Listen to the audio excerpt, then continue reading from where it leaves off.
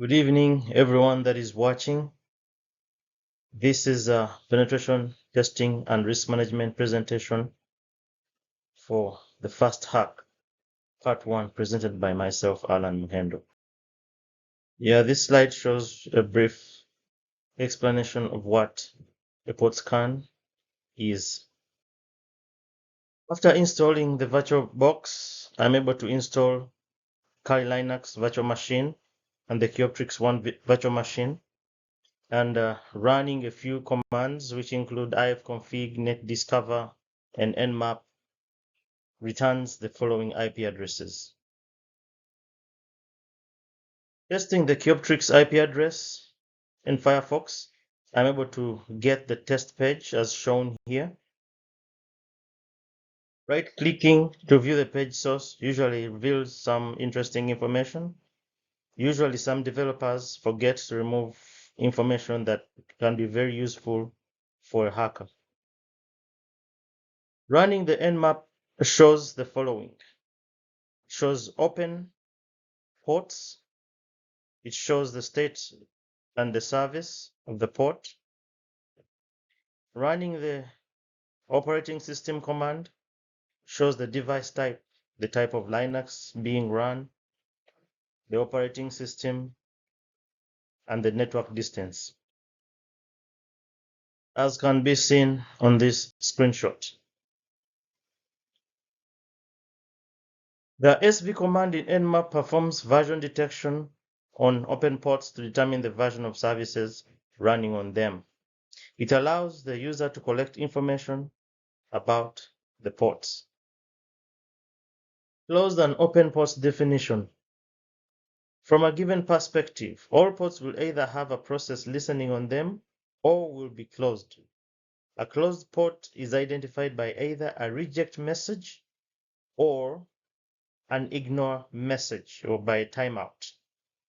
Of the two, ignoring is more secure than rejection, as the rejection may indicate that under other circumstances, the port may be open.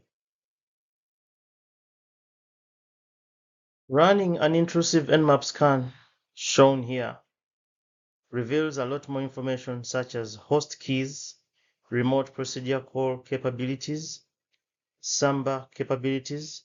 So Samba is a collection of open source applications that allows Linux and Unix machines to communicate with Windows machines over a network.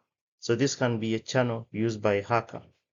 More information can be seen, like Red Hat Linux, the MAC address, the device type, its purpose, and the network distance. More information can be seen on each port, as shown in this slide.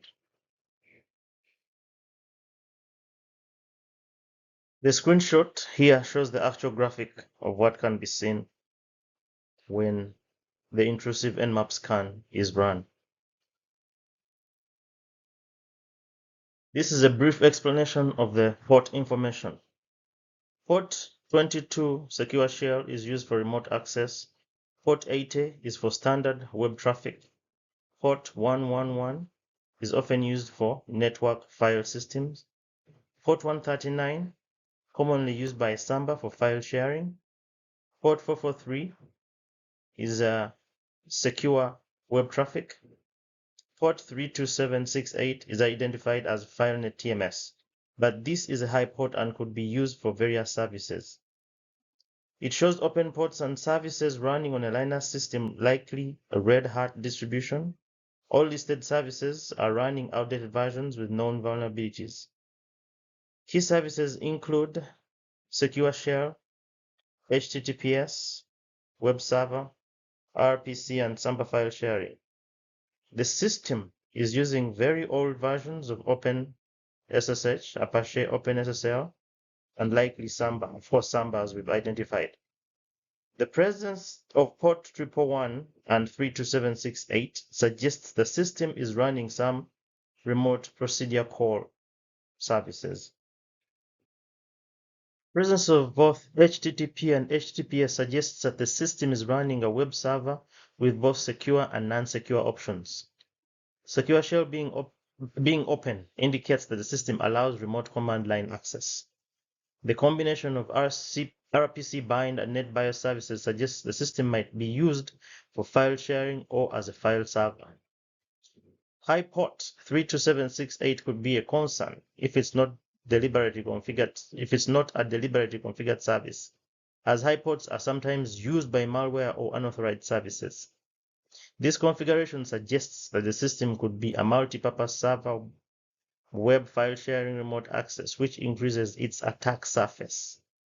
The system configuration presents significant security risks due to the outdated software versions. Immediate action should be taken to update all services to their latest stable versions.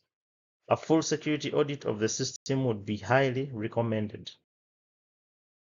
Interpreting open filtered port status. This status means that the scanner received no response from the port. It could be open, but it might also be filtered by a firewall. To be sure, you need to check on the receiving side, e.g. the Windows IP server, using a packet capture tool like Wireshark. If Wireshark shows inbound packets, the port is open all the way to your PC, indicating it wasn't filtered by your service provider. Remember, the lack of response doesn't necessarily mean the port is closed. It could be open, but not responding to generic probes. Checking locally on a receiving system is the most reliable way to determine the port's status. Using the list open files command. The lsof command is used to find out which files are open and by which process. In Linux, everything is a file. If you're logged into a Linux system, either directly or via secure shell, you can use the lsof command to check its open ports. Run the following command, lsof I, p, and n. This will list all open ports on the system. To filter only the actively listening ports, you can pipe the output to grep.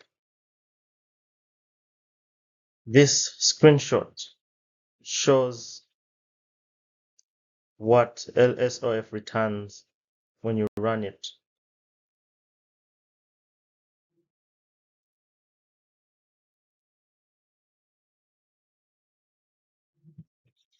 Network statistics.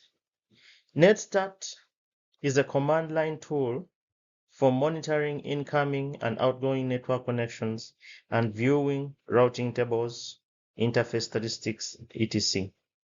This tool is essential and valuable for Linux network administrators and system administrators to monitor and troubleshoot their network-related problems and determine network traffic performance. The options used are as follows. N, do not convert port numbers to port names. P, do not resolve host names, show numerical address. ITCP, listen. Show only network files with TCP state, listen. To list all TCP or UDP ports that are being listened on, including the services using the ports and the socket status, use the following commands as shown. netstat tlunp, netstat n, netstat p. Running a more aggressive scan in order to check Nmap detects any particular vulnerabilities, determines the service version info for faster execution, scanning all ports, identifying the operating system, and output to file. In Kali Linux, the T4 option in the Nmap command specifies the timing template for the scan. It controls the speed and aggressiveness of the scan. This timing template sets the scan to a more aggressive level, allowing faster scanning while still being considerate of network resources. It balances speed and reliability. Keep in mind that using aggressive timing templates may increase the chance of detection by intrusion detection systems or firewalls. Shown here is the graphic of what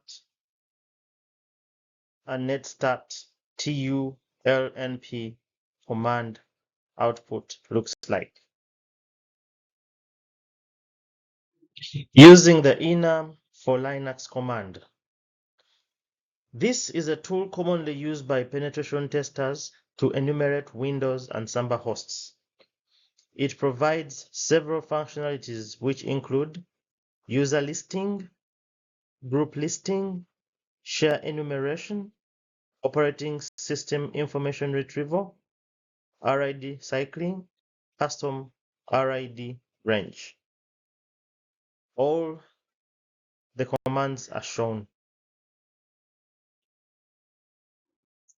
This command will also return the session check. It will provide the domain SID, the users, the share enumeration, the password policy, the groups on the Kyoptrix, and the printer information for the Kyoptrix. Shown here is a graphic of what the command returns when it is run.